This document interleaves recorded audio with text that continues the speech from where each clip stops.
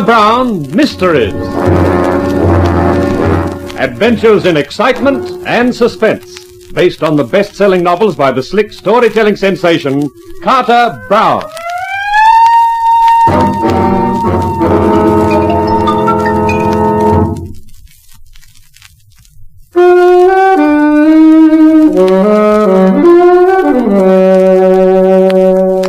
Up quite a score of odds for a harmless columnist who wanted nothing but to hang on to his popularity with the 4 million readers of his column, Dynamite with Johnny Lane. As if it wasn't enough to be kidnapped and forced to write statements libeling the chief of police and Senator Rowland, head of the Vice Investigation Committee, statements which brought a $2 million damage suit against my paper and just incidentally looked like putting me behind bars. As if that wasn't enough, I had to walk into the apartment of that heavenly hunk of humanity, Simone, the Adagio dancer, only to find her partner, Simon, proposing to make a national hero out of me by murdering me. I sat there, hardly believing my eyes, as he slowly took off his tie. Just relax, Mr. Lane. It will be all over in a moment. A tie makes such an excellent weapon for a man like me. You have seen her act, mine and Simone's, how I throw her across the stage. It's all in the wrists and fingers, you know. No, I didn't know. And the same thing applies to strangling. It's all in the wrists and fingers. So you took care of Albert Ferraro? Of course. Just as I am going to take care of you. Ah, the situation is well in hand, I see, Simon. Simone! Well, my poor little Johnny, it seems that we shall never get around to having a quiet evening to ourselves. You're part of it, too. But of course. You are just in time, Simone, for the climax. Yeah, just in time. Well, what do you know? I knocked him cold. I don't believe it. A rabbit like you. I don't believe it either. But I like it. Come here, baby. No. Yes, baby. I don't know why I never thought of this before. What are you going to do? What no gentleman ever does to a lady. For a moment, I just stood there, looking at the pair of them, laid out on the floor like fillets of fish on a slab. I didn't know what had come over me, but whatever it was, I was enjoying it. I employed my newfound personality in a number of phone calls, and half an hour later, the door opened and my ex-bodyguard, Tony Spencer, walked in. Well, Johnny, so you decided you couldn't get along without me after all. Well, you could put it that way. Actually, I called your boss, Mr. Roch, because I need someone to look after a couple of people for me. You mean bump them off? No, just keep an eye on them. Where are they? In the bath. Both of them? That's right. Do you mind if I go and take a look? Not at all. Help yourself. Thanks. I don't get this. Jumping catfish. Recognize them? It's that Adagio act. Who tied them up and put them in the bath for you? I did. You? Me. I'm a changed man since you last saw me. You know, I can almost believe it. There is something different about you. I've decided I'm really the masterful He-Man type. In fact, I've decided that I'm going to call Captain Stanger at police headquarters, get him to come over and take charge of these characters, and then you and I... Yes, John? You and I will go out for a little celebration, and I'm not taking no for an answer. I'm not saying no, Johnny.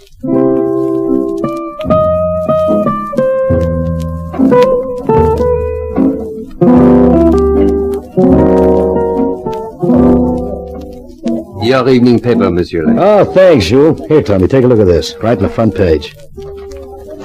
But, Johnny, this says that you're going to prove that every allegation you made about Senator Rowland and the chief of police was true. Mm-hmm. And that you're going to do it tomorrow at the hearing of the investigation committee. Uh-huh. I thought I'd have trouble with my editor getting him to run that, but I convinced him that since the paper was being sued for $2 million already, he may as well be hanged for a sheep as a lamb. Johnny, you're amazing. I think so, too. Oh, excuse me, Monsieur Lane. I could not help overhearing. Yeah? What is it, Joe?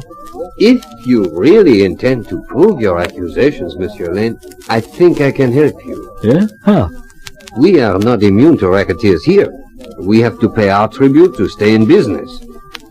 But if you have the courage to defy them, I feel I should have the courage to support you, and I have receipts in my office that would interest you immensely. You have? If you could spare a few moments and come to my office, I will give them to you. Well, thanks, Jules. Thanks a lot. You'll excuse me, won't you, Tony? Oh, there is no need why the young lady should not accompany us. Okay. Come on, honey. This way, Monsieur Lane. Mademoiselle.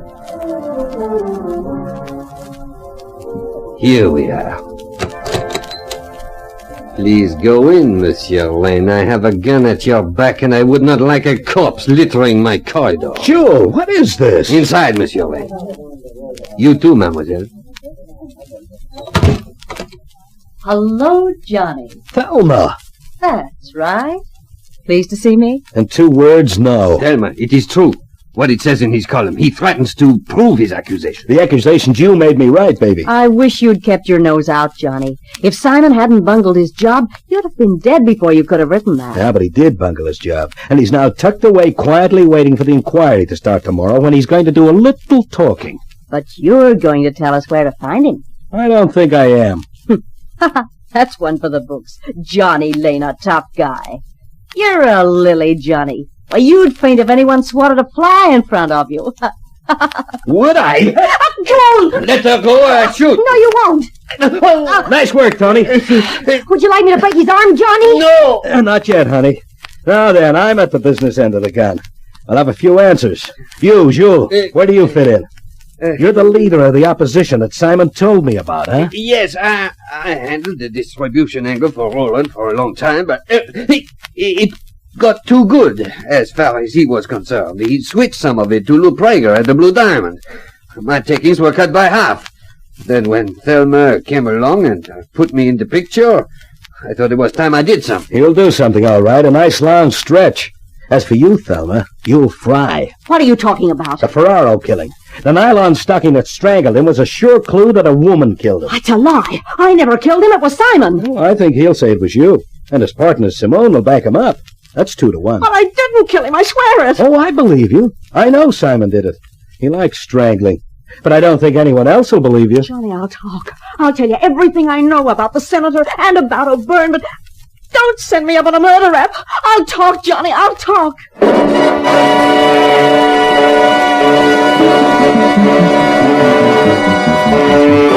It was quite a scene in the courtroom next morning. A crowd packed the public benches, and up on the platform sat the investigation committee, headed by Senator Rowland.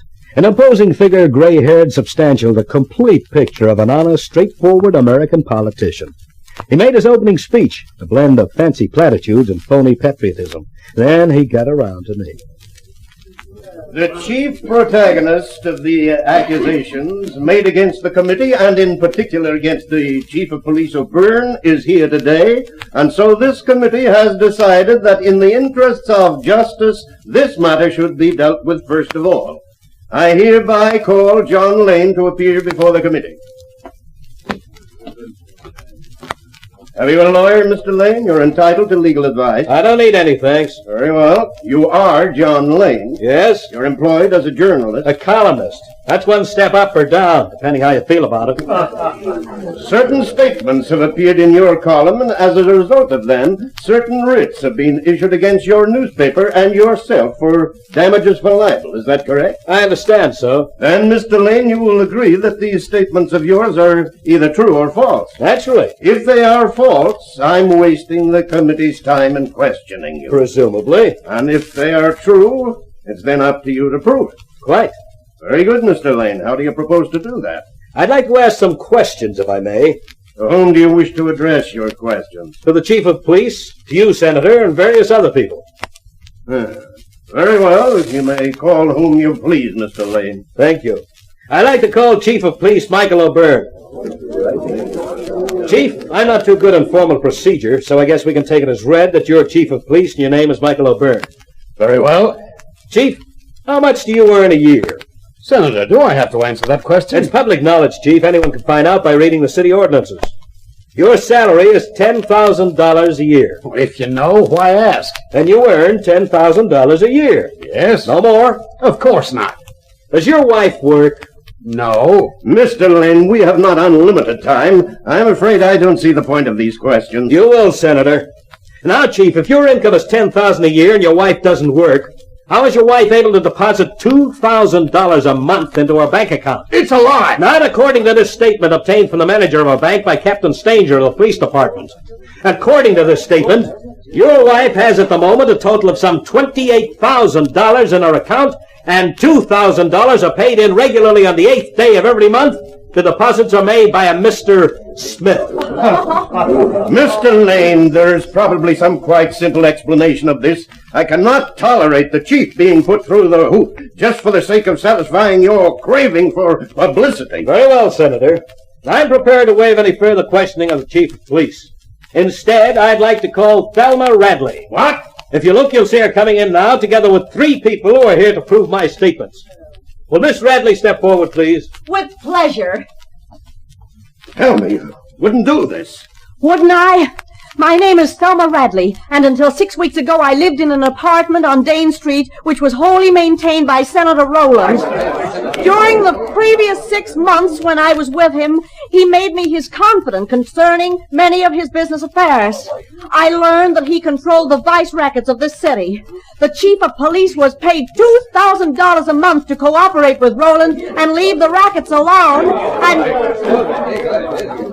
This investigation committee is postponed indefinitely. Captain Stanger, you're ordered to arrest the chief of police and with him Senator Rowland. Charges will be preferred later. And get them out of here, fast, before they get lynched.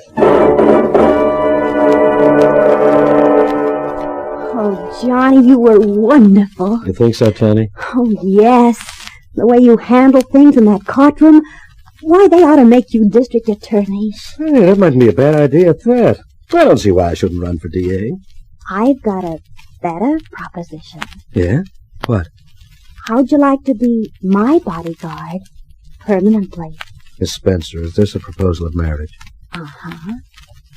What do you say? No. I was afraid of that. I hate to do this, Johnny, but I've made up my mind. Don't worry, honey. By the time you come to, it'll be all over, and you'll like it. That's a promise.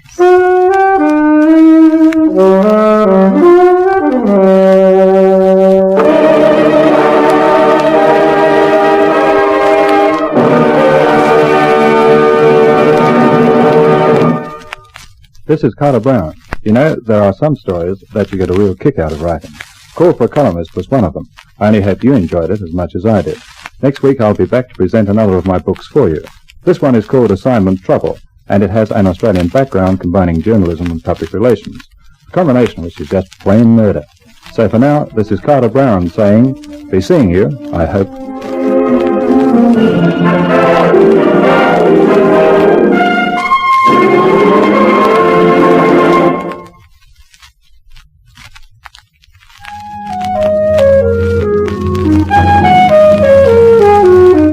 In Call for a Columnist, you heard Wendy Playfair as Tony, and as Johnny Lane, you heard our star, Joe McCormick. The Carter Brown Mystery Theatre, from the best-selling novels by Carter Brown, is dramatized and directed by Maurice Travers for Grace Gibson Radio Productions.